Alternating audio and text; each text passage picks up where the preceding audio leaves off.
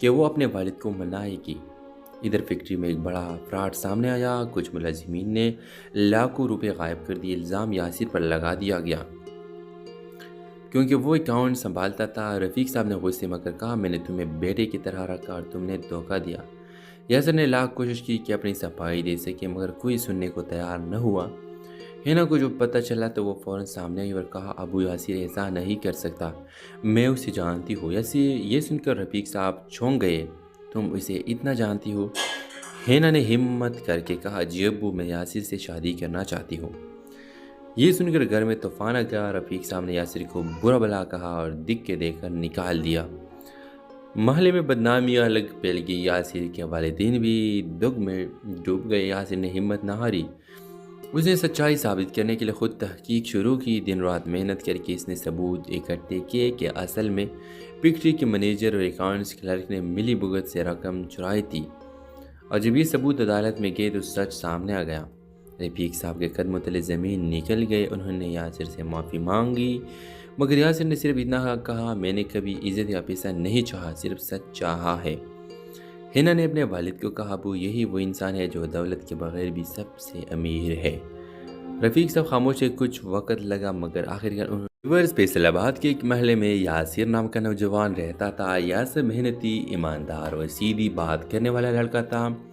वो एक छोटे कपड़े की फैक्ट्री में एक अकाउंटेंट की नौकरी करता था। घर में वालिदैन और एक बहन थी जिनकी जिम्मेदारी यासिर के कंधों पर थी। वीवर्स फैक्ट्री का मालिक रफ़ीक अहमद साहब ने दौलतमंद और बासिर इंसान थे। इनकी बेटी हिना यूनिवर्सिटी में पढ़ती थी, नाज व नखरे वाली, मगर दिल की बुरी नहीं थी। एक दिन हिना फैक्ट्री आई और यासिर से पहली मुलाकात हुई। यासिर की सच्चाई और शराफत ने हिना को मुतासिर किया और आहिस्ता आहिस्ता के दरमियान इन दोनों के दरमियान बातचीत बढ़ने लगी। 6 महीनों में हिना ने यासिर से अपने दिल की बात कह दी। यासिर हैरान भी हुआ और परेशान भी। हिना भी आपके और मेरे दरमियान ज़मीन व आसमान का फ़र्क है। आपके वालिद कभी ये रिश्ता कबूल नहीं करेंगे। मगर हिना बज़िद थी कि वो अपने वालिद को मनाएगी। इधर फैक्ट्री में एक बड़ा फ्रॉड सामने आया। कुछ मुलजिमीन ने लाखों रुपए गायब कर दिए। इल्ज़ाम यासिर पर लगा दिया गया क्योंकि वो अकाउंट संभालता था। रफ़ीक साहब ने गुस्से में कहा, मैंने तुम्हें बेटे की तरह रखा और तुमने धोखा दिया। यासिर ने लाख कोशिश की कि अपनी सफाई दे सके, मगर कोई सुनने को तैयार न हुआ।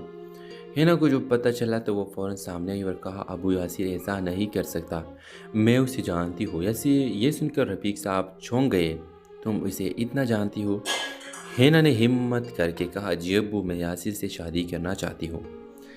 ये सुनकर घर में तूफान आ गया। रफ़ीक साहब ने यासिर को बुरा भला कहा और दिख के देकर निकाल दिया। महल्ले में बदनामी अलग फैल गई। यासिर के वालिदैन भी दुख में डूब गए। यासिर ने हिम्मत न हारी। उसने सच्चाई साबित करने के लिए खुद तहकीक शुरू की। दिन रात मेहनत करके इसने सबूत इकट्ठे किए कि असल में फैक्ट्री के मैनेजर और अकाउंट्स क्लर्क ने मिली भुगत से रकम चुराई थी। और जब ये सबूत अदालत में गए तो सच सामने आ गया। रफ़ीक साहब के कदमों तले ज़मीन निकल गए। उन्होंने यासिर से माफ़ी मांगी, मगर यासिर ने सिर्फ इतना कहा, मैंने कभी इज़्ज़त या पैसा नहीं चाहा, सिर्फ सच चाहा है। हिना ने अपने वालिद को कहा, अबू, यही वो इंसान है जो दौलत के बगैर भी सबसे अमीर है। रफ़ीक साहब खामोश है। कुछ वक़्त लगा, मगर आखिरकार उन्होंने फैसलाबाद के एक महल्ले में यासिर नाम का नौजवान रहता था। यासिर मेहनती, ईमानदार और सीधी बात करने वाला लड़का था।